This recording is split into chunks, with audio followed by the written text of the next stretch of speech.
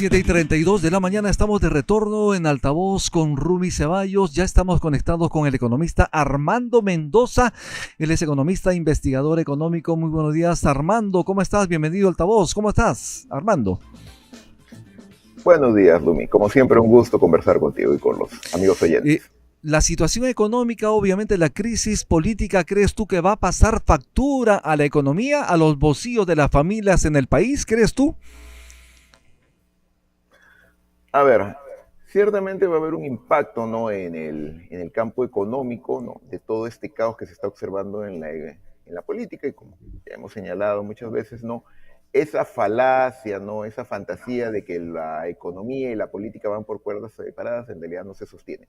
Ahora, Ajá. lo que se podría decir, digamos, de alguna manera positiva en este entorno es que ya de alguna manera la sociedad peruana, ¿no? Los ciudadanos ya habían de alguna manera interiorizado esta situación de crisis. No es que la crisis política no ha reventado en la última semana, en realidad era algo que Ujú, ya venía expresándose, ¿no? En múltiples facetas en los últimos tiempos. Como se dice, ujú. el periodo de incubación puede ser largo, ¿no? Y complicado, pero de repente, claro, eclosiona en un momento, como sucedió la semana pasada con la salida del gobierno de Boluarte, Así pero en es. realidad ya de alguna manera los inversionistas, los actores económicos ya habían adoptado, digamos, una Medidas. mentalidad de crisis, en el sentido de que no invierto, espero a ver qué pasa, mejor no me arriesgo, mejor me cubro. Entonces, en ese sentido, creo que va a haber algún nivel de resiliencia, pero también seamos francos, va a haber un impacto en términos de crecimiento, va a haber un impacto en términos de inversión pública, va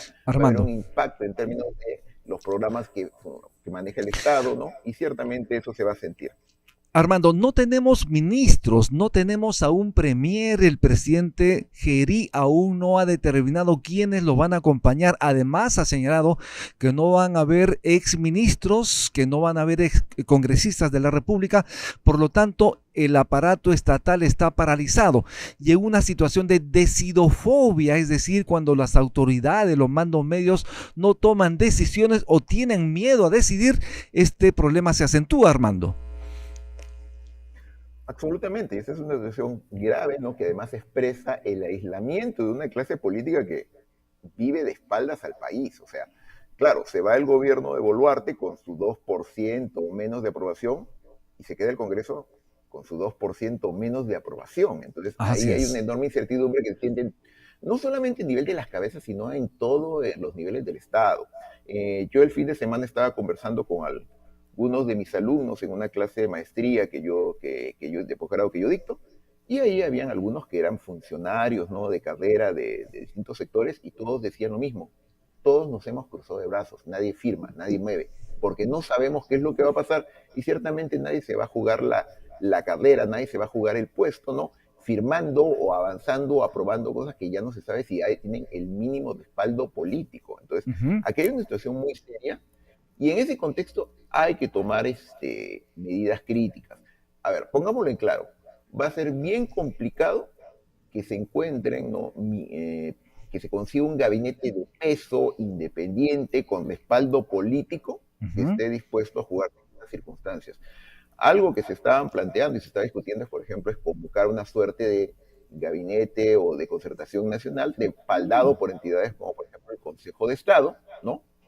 Pero también, por ejemplo, lo que se podría hacer en el caso del Ministerio de Economía y Finanzas, que es un ministerio crítico, es que yo le daría funciones vinculantes de manera extraordinaria Ujú. al Consejo Fiscal. El Así es. Consejo Fiscal es una entidad adscrita, ¿no? Al Ministerio de Economía y Finanzas, que es como una suerte de consejo conformado por exministros y expertos economistas en el tema fiscal, que lleva buen tiempo publicando y demandando orden en el manejo del presupuesto y de las cuentas públicas, que ha Ujú. demandado públicamente al Ejecutivo, bueno, que ya salió, y a este Congreso que se queda, que se comporten con un poco de responsabilidad en el tema fiscal, que dejen de Ujú. inflar inorgánicamente gastos, ¿no? Y que dejen de deteriorar los ingresos fiscales. Armando, Entonces yo le ¿cómo daría a este sector algún nivel es de capacidad importante. Importantísimo, digamos, la designación del premier, pero también importantísimo la designación del ministro de Economía, porque de ello obviamente también dependerá las adecuadas decisiones para de alguna manera reflotar la economía del país. Se estima que este año vamos a crecer un poquito más de 3%, pero esto es insuficiente para generar empleo para esos 300,000 peruanos jóvenes que salen cada año a buscar un puesto de trabajo, Armando. Ciertamente, a ver, como se ha señalado en toda la discusión en estos días, ¿no? Los actos del presidente no tienen validez en tanto no estén refrendados por los ministros, que son en realidad quienes dentro de sus sectores efectivamente ejecutan las políticas de Estado. Entonces, no tener un ministro de Economía y en general no tener ministros en los distintos sectores es un tema gravísimo que tiene que resolverse, pero evidentemente pues todo eso trae un tema de preocupaciones sobre el impacto en la economía. Tú has dicho efectivamente el 3%, 3.3%, lo que me da décima más, décima menos. Incluso en el mejor de los casos, ese es un nivel de crecimiento insuficiente, ¿no? Totalmente, Que ¿no? no se va a sentir en los bolsillos de los peruanos.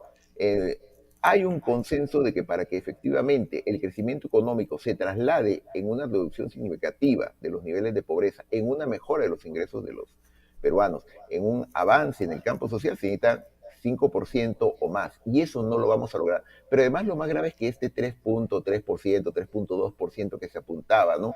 Era antes cuando se estaba previendo un panorama relativamente estable dentro de todo. En este momento las cartas ya han repartido nuevamente y hay que tener en cuenta un elemento clave.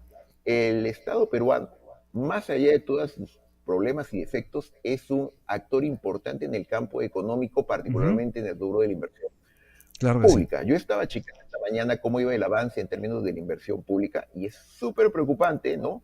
A nivel del gobierno nacional solamente se había avanzado el 60% del presupuesto, gobiernos locales y nacionales estaban también por el 50%. Estamos a mediados de octubre. Y además recordemos que en este contexto, ayer o anteayer, han denunciado en masa no solamente los ministros, sino además alcaldes y gobernadores, porque todo el mundo quiere reciclarse de cara a las elecciones del 2016. Entonces, ¿qué es lo que eso va a implicar en términos, ¿no?, del avance de la ejecución de la inversión pública, que han habido además severos problemas en los últimos tiempos por falta de recursos? Seguramente tú has recordado toda la pugna que ha habido hace algunas semanas entre las de MURPE, ¿no?, que representan las municipalidades, los gremios municipales, y el Ministerio de Economía por el tema de la continuidad de inversiones, porque les estaban cerrando el caño para este año en términos de inversiones, ¿no? En ese sentido tenemos un país paralizado. No se requiere hacer un paro nacional. Ya el Perú está paralizado porque precisamente no hay autoridades que tomen decisiones. Eso es lo fundamental y lo preocupante, Armando. Los inversionistas en el extranjero, ¿cómo nos ven? ¿Cómo nos ven como país con esta crisis política y además esta crisis de inseguridad ciudadana? Ciertamente con preocupación, ¿no? Y en ese sentido hay que tener en cuenta de que en los últimos años la posición del Perú en términos de créditos, en términos de ratings, de solvencia internacional, se ha deteriorado de manera acelerada. Siempre se habla de que, bueno, el Perú todavía tiene un nivel relativamente bajo de deuda, que nuestro déficit fiscal todavía está en niveles controlables, pero eso es una verdad media. Es cierto que todavía, ¿no?, estamos en un cierto nivel de estabilidad, pero el piso se ha resquebrajado severamente en los últimos 3, 4 años. Ya van 3 años en donde se vuelan todos los límites, ¿no?, establecidos en términos de control de los ingresos y los gastos, básicamente por responsabilidad de un Congreso que a partir del fallo en el 2022 del Tribunal Constitucional, que estableció que el Congreso sí tiene, ¿no?, iniciativa de gasto, lo cual quiere decir que si un congresista decide que quiere crear una universidad en su provincia para que todos voten por él y además ponerle el nombre de esa universidad, el nombre a su papá para además rendirle homenaje a su progenitor, bueno, lo va a hacer.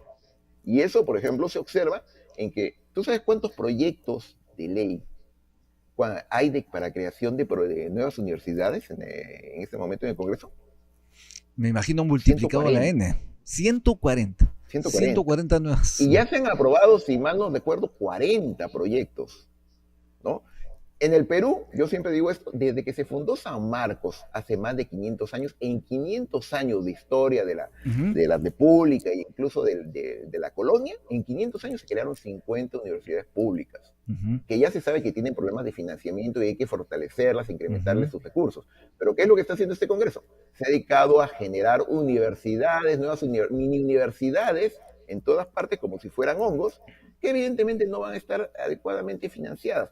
Porque Así claro, es. es muy fácil ser generoso y hacer politiquería cuando no eres tú quien tiene que ver cómo cuadran las cuentas. Entonces, Armando, por eso es que, sí, continúa, adelante. continúa. Por eso es que estabas Por terminando la eso es idea. que tiene, desde el punto de vista fiscal y especialmente desde el punto de vista del funcionamiento del MEF, es clave que quien entre tenga un horizonte no, de vida, que no sean semanas, sino que sea hasta julio del 2026, pero que además Eso, entre con una agenda clara y que tenga la independencia, eso. ¿no? Y el respaldo político para poder efectivamente cuadrar las cuentas. Y lamentablemente yo no veo en este entorno que eso se vaya a dar. No sé quién Armando, entrará al Ministerio de Economía y Finanzas, pero veremos. Pues. efectivamente. Armando, no tenemos tiempo para más, pero siempre es importante la recomendación del economista a la familia respecto a su dinero, a qué hacer. Y muy cortito, por favor, porque estamos en una situación crítica políticamente de inseguridad ciudadana y además se viene con fuerza la campaña electoral y esto de alguna forma también genera ruido político y económico. Esa recomendación, Armando, ¿cuál es? Como a mí me gusta decir, no, hay que ser optimistas en economía, pero también hay que ser prevenidos. Hay que esperar lo mejor, prepararse para lo peor. Hay Lo que peor. aprovechar la coyuntura en que el dólar está bajo y si tú tenías deudas en dólares, ¿no? Aprovecha para pagarlas, ¿no? Ten cuidado también, ten en cuenta de que esa situación puede cambiar en el futuro, entonces tampoco es el momento para, por ejemplo, asumir deudas en dólares si es Perfecto. que no sabes qué es lo que va a pasar en el futuro y en este contexto tan volátil, de repente pueden que se den ¿no? en el futuro alzas. En ese sentido, hay que tener cuidado, hay que Perfecto. considerar de que este es un año donde va a haber un crecimiento, pero es un crecimiento que no se va a sentir, digamos, en términos de una expansión. Y Exacto. nuevamente, hay que ser prudentes. Muy amable. Gracias Armando Mendoza por estar en altavoz. Haremos una pausa y regresamos de inmediato.